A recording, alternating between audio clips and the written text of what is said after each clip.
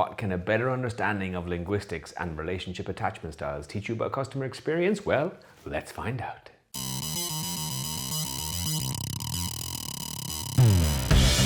Hi there, my name is Ken Hughes and welcome back to another episode where we're going to unpack connection. Connection is everything and customer experience is ultimately all about connection. The problem is most people think customer experience is a noun, a thing, or maybe a verb, an action, a moment along a customer journey, but they are wrong because customer experience ultimately is an adjective. It's an emotional adjective. It's a feeling. It's a way you make your customers feel. Connection is what it's all about. And disconnection, when you disconnect from society as a human, there are serious implications. If you look back to the 13th century, to the wolf children of Hesse or the bear children of Lithuania in the 15th century, there's always been an interest in what happens when humans are fully disconnected from society. In fact, you don't have to travel that far back. We had a case in 1970 of Jeannie Wild in LA, who was only a 13-year-old girl discovered she had been kept in a room tied to a chair with an old-fashioned straitjacket that her father had made. Her abusive father had beaten her anytime she made a sound, and she had spent 13 years in a room without any human contact. And when she was discovered, of course, she became really a fascinating research subject for psychologists. She had no language, she had no ability to have any relationships, and sadly, she spent the rest of her life unable to form relationships.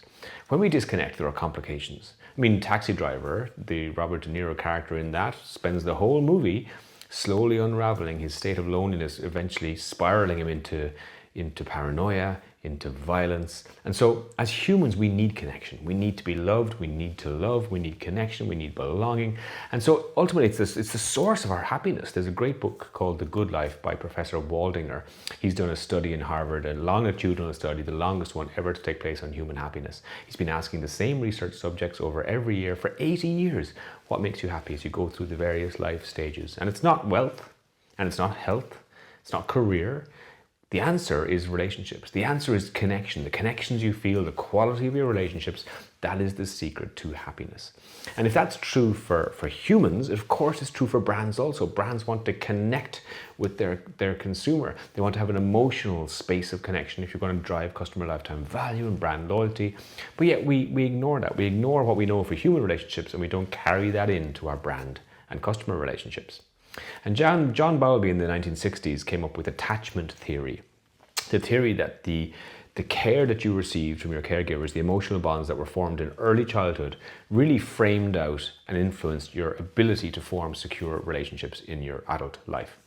And there were 4 types of attachment. There was secure attachment, which is you're self-confident, you're happy in relationship, you're happy in connection, you know your own self-worth, and this is what we all would want to achieve, secure attachment. And then there are other 3 insecure attachments. There's anxious attachment, avoidant attachment, and disorganized. And the anxious attachment, of course, is people who fear your partner's going to leave you. You people please all the time. You try and entrap them, you try and keep them, and you're always worried they'll leave. That's an anxious style of attachment. Then there's avoidant attachment, and those people don't even want connection. The minute anything becomes intimate, they run, they flee, they fear intimacy and that vulnerability. And the last one, the disorganized one, they want attachment, they want connection, but they fear, they mistrust what that might look like. And so all those 3 insecure attachments are not a good place for building solid long-term relationship. The problem is most brands that I have met are avoidant or disorganized in their attachment to their customers. They want connection, they talk about customer lifetime value, but yet their actions, their behaviors don't show that to be true. They don't seem to invest in the long term. They seem to think that having a series of one-night stands, of transactions along the way, qualifies them somehow for a long-term intimate relationship, but it doesn't. And loyalty schemes, don't get me talking about loyalties. I mean, loyalty schemes, again, going back to the linguistics of things, you know, the name loyalty would mean some kind of emotive tie. But actually, loyalty schemes are mainly either entrapment or some kind of parasitic relationship that we have with the customer from a brand's perspective. So take the first one, entrapment. Basically, 9 cups of coffee, get a 10th coffee free. That's not emotive loyalty. That is basically some kind of entrapment of your customer. You're looking at the frequency of the transaction. You're saying, if you buy more, I'll love you more. And that's not a good, it's a toxic relationship. And then if you look at the other side, the parasitic one, why do loyalty schemes exist? Well, generally it's your data. They want your data. And with that data, they're going to upsell you, they're going to understand you more with the intention of capitalizing on that data. So it's manipulation from a relationship point of view. So both those things aren't true loyalty. They're just, we want your data to sell you more, or we want to hold you. It's kind of like, if, does this hanky smell like chloroform to you? That's entrapment. That's what loyalty schemes are about. And so they're not really from a relationship place. They're not from a place of emotional attachment. They're a place from capitalist greed. So how do we get back to an actual place that where consumers feel something? Again, it's an adjective customer experience. Let me give you an example from a stay that I had at the Ritz-Carlton once in Naples, Florida, 5-diamond resort, beautiful assets physically. But it was in early 2023, it was just after the pandemic. They were only open again recently, and I was there for a gig for 2 days. And the problem was the staffing level wasn't 5-diamond.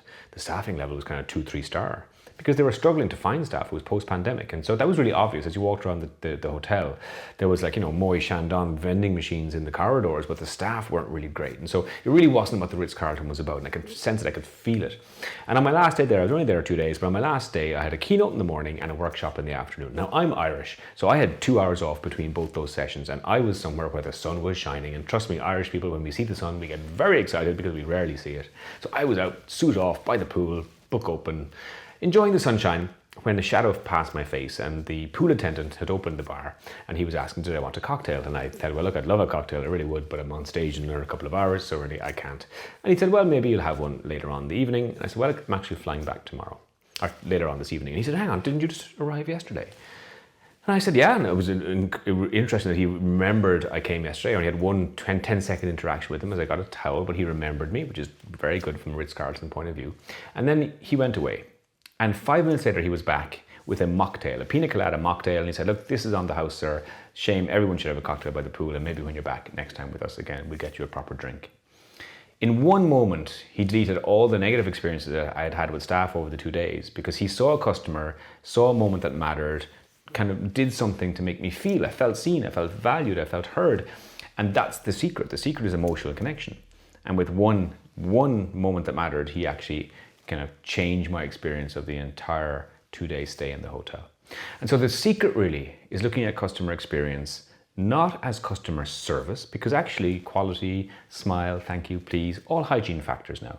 So you think you're doing customer experience, what you're probably doing is customer service. You're serving the needs of your customer efficiently, flexibly, yeah, but they expect that.